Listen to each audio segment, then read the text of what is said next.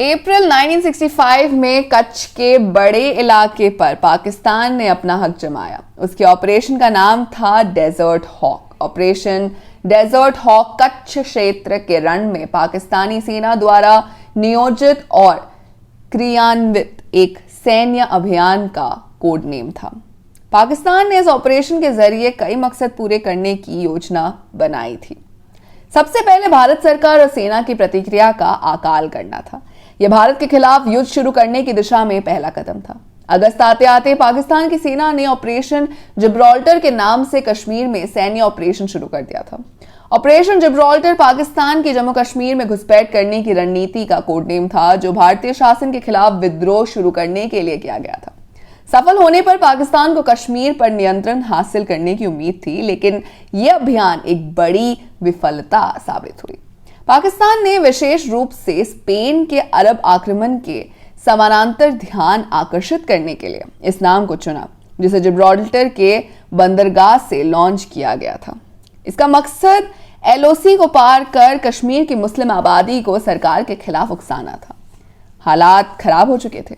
ऐसे में प्रधानमंत्री और उनके परिवार को भी विशेष सुरक्षा में रखा गया। शास्त्री जी के बेटे अनिल शास्त्री ने एक इंटरव्यू में बताया था कि प्रधानमंत्री निवास पर परिवार की सुरक्षा के लिए एक बंकर बनाया गया था। उस समय सुरक्षा के मुद्देनजर शास्त्री जी का पूरा परिवार राष्ट्रपति भवन में सोने जाता था। तत्कालीन राष्ट्रपति राधाकृष्णन का मानना था कि राष्ट्रपति भवन की दीवारें ज्यादा मजबूत है। पाक फौज के आकाओं को लग रहा था कि इस तरह से ये स्थानीय कश्मीरियों की बगावत नजर आएगी और अंतरराष्ट्रीय स्तर पर पाकिस्तान इसे उछाल सकेगा। कोड नेम भी पाकिस्तान ने पुर्तगाल और स्पेन पर मुस्लिम आक्रमण कर लिया था, जो जिब्राल्टर पोर्ट से शुरू किया गया था। लाल बहादुर शास्त्री ने सेना को खुली छूट दे दी। 28 अगस्त को भारत ने हाजीपीर पर कब्जा कर लिया। इसी बीच सोची समझी साजिश के तहत पाकिस्तान ने तीसरा ऑपरेशन ग्रैंड स्लैम शुरू कर दिया। Operation grand slam 1965 Bharat Pakistani युद्ध का एक महत्वपूर्ण अभियान था। यह जम्मू और कश्मीर में महत्वपूर्ण अखनूर पुल पर हमला करने के लिए मई 1965 में पाकिस्तान सेना द्वारा तैयार की गई योजना को संदर्भित करता है। पाकिस्तान को लग रहा था कि इस तरह चौतरफा अटैक से भारत घबरा जाएगा, लेकिन उसने शास्त्री को समझने में भूल कर दी। वो दोहा यहां फिट बैठता है, देखने में छोटे लगे घाव करे गंभीर। 1 सितंबर को पाकिस्तान की सेना अखनूर पुल तक आ पहुंची थी। अब भारत की बारी थी। भारतीय फौज ने 6 सितंबर को पंजाब फ्रंट पर मोर्चा खोल दिया और सेना लाहौर की तरफ बढ़ गई। 24 घंटे में सियालकोट सेक्टर में भारतीय सेना तेजी से आगे जा रही थी। पाकिस्तान की सेना खेमकरण की तरफ बढ़ी और यहां भीषण टैंक युद्ध लड़ा गया। भारतीय फौज को हावी होता देख पाकिस्तान सहम गया। इधर जंग लड़ी जा रही थी, उधर संयुक्त राष्ट्र में हलचल बढ़ गई थी। 4 सितंबर 1965 को सुरक्षा परिषद ने प्रस्ताव 209 के जरिए सीज फायर का आह्वान किया और दोनों देशों की सरकारों ने संयुक्त राष्ट्र की टीम UNMOGIP के साथ सहयोग करने को कहा, जिसे सीज फायर की निगरानी करने का जिम्मा 16 साल पहले ही सौंपा गया था। 2 दिन बाद सुरक्षा परिषद ने प्रस्ताव 210 स्वीकार किया और महासचिव से हर संभव कोशिश करने का अनुरोध किया। इसके जरिए संयुक्त राष्ट्र चाहता था कि उसका सैन्य पर्यवेक्षण समूह जंग रोक सके। 7 से 16 सितंबर तक महासचिव ने उपमहाद्वीप का दौरा किया।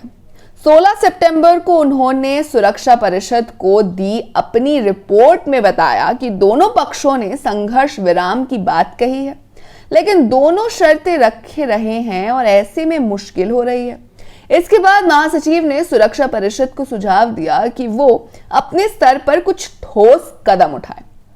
पहला, दोनों सरकारों को यूएन चार्टर के आर्टिकल 40 के तहत आगे सैन्य एक्शन रोकने को निर्देशित करें।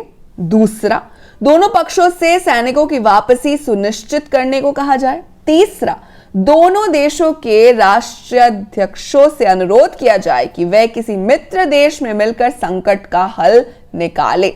आखिरकार 20 सितंबर को परिषद ने प्रस्ताव 211 पारित किया, जिसके तहत कहा गया कि 22 सितंबर 1965 को सुबह 7 बजे से सीज फायर होगा। साथ ही दोनों देशों के सैनिक पीछे हटकर 5 अगस्त से पहले वाली स्थिति में चले जाएंगे। बाद में जनवरी 1966 में भारत और पाकिस्तान के नेता ताशकेंत, जो सोवियत संघ हुआ करता था, में मिले और शांति समझौता हुआ था। ताशकेंत समझौता भारत और पाकिस्तान के बीच 10 जनवरी 1966 को हुआ एक शांति समझौता था। इस समझौते के अनुसार यह तय हुआ कि भारत और पाकिस्तान अपनी शक्ति का प्रयोग नहीं करेंगे और अपने झगड़ों को शांतिपूर्ण ढंग से तय करेंगे। तो ऐसे इस समझौते और वॉर से दोनों देशों और आसपास की पॉपुलेशन, इकोनॉमी को कितना और क्या क्या नुकसान हुआ और भारत के नजरिए से युद्ध क्यों किया गया, ये सब बागी के मेकर्स इसके 4th पार्ट में दिखा सकते हैं। तो दोस्तों, आपको क्या लगता है कि क्या ये बागी 4 के लिए कहानी ठीक रहेगी? हमें कमेंट बॉक्स में जरूर बताइएगा। साथ ही अगर आपको वीडियो पसंद आई हो तो इसे लाइक कीजिए, दोस्तों के साथ शेयर कीजिए और फिल्मी दुनिया से जुड़े रहने के लिए सब्सक्राइब कीजिए हमारे चैनल बॉलीग्राड स्टूडियोज को।